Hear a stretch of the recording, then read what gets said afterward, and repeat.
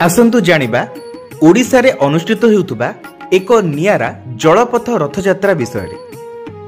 खोर्धा जिला Chilika block नईरी कांकण Shikhari द्वीपरे moral Malini नीलांबू चिलिकार नील जलराशि रे जगतर नाथ प्रभु श्री जगन्नाथंकर डंगा माध्यम एक भिन्न प्रकार रथयात्रा अनुष्ठित हो जाइछि।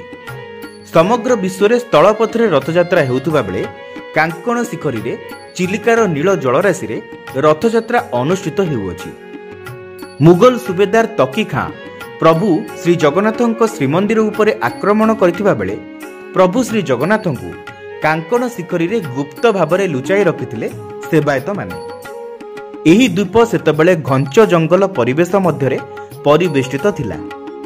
एही स्थान रे केवल कांकण फल फळुथुला, जहा फଳରେ प्रभुंकु कांकण फल भोग भाबरे लागि होउतला। सेही दिन ठारू एही द्वीप कांकण शिखरी द्वीप भाबरे परिचिति लाभ करिछि।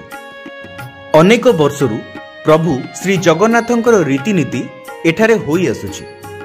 एही अवसर रे प्रभु जगतर नाथ जगन्नाथंकर रथयात्रा आज जलराशि मध्यरे अनुष्ठित होइतिला। तिनि ठाकुरंक पहंडी परे डंगा माध्यम रे जलराशि रे कांकण शिखरी द्वीप चतुर्पार्श्वरे परिक्रमा करथिले। भक्त मानकर हुलहुली घंट घंटा नादरे प्रकंपित होइतिला पूरा परिवेश। तीनोटी डंगा को रस्सी माध्यम रे बंधा जाई रथ प्रस्तुत करा जायतिला। रथरे तिनि ठाकुर विराजमान करी कांकण शिखरी द्वीप परिक्रमा करथिले। द्वीप परिक्रमा करिबा परे प्रभु मानंकु पहंडी करा जाई गुंडीचा मंदिर को निया जायतिला।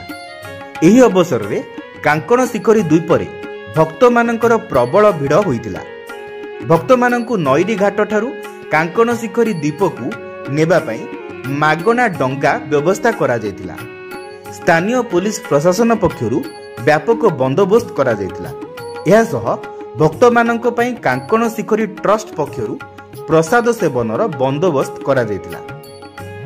खोर्धा टांगीरु जिला प्रतिनिधि दुर्गा प्रसाद दास को रिपोर्ट, समीक्षा न्यूज लाइव, भुवनेश्वर।